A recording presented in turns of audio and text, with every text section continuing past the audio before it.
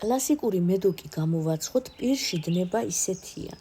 5 კვერცხს დავამატე მწიკვი მარილი, 200 გრამი შაქარი და კარგად გავთქვიფოთ გათეთრებამდე. დავამატოთ 4 სუფრის კოვზი თაფლი, ვანილი, 150 გრამი კარაქი, შემოვდგათ ორთქლის აბაზანას და მორევით 7-8 წუთი გავაცხელოთ. 1 ჩაის კოვზი სოდა დავამატებ ქვილს და ვამატებ 4 ჭიქა ფქვილს. ჭიქა მაგ 200 გრამიანი და დაახლოებით 400-450 ფქვილი სჭირდება. ცომი უნდა მოვშიშოთ, ცოტა ფერი უნდა იცვალოს და ისე გადმოვიტანოთ დაფაზე. ფქვილზე გადმოვიტანთ, გავყოთ 6 ნაწილად.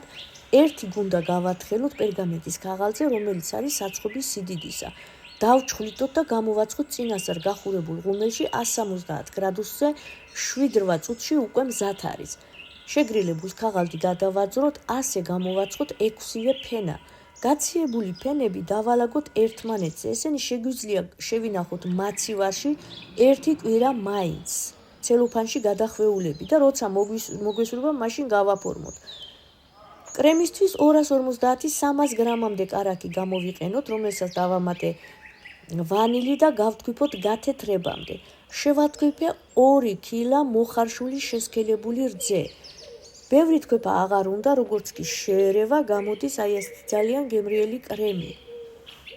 ზემოდან მოსაყრელად ფენებს ჩამოუსწორე გვერდები, რომლებსაც დავაბლენდერებ, წვრილი ნაფხონები რო გამომივიდეს და ისე მოვაყრი. კრემი თანაბრად გადაანაწილეთ 6-ვე ფენაზე და კრემავთ კლასიკურად. ყველა ფენას ვუსვამთ კრემს, ფენებს ცოტა დააწექით ხოლმე და ვკრემავთ.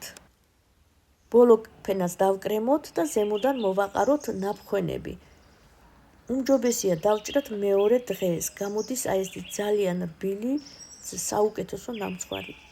აუცილებლად მოამზადეთ.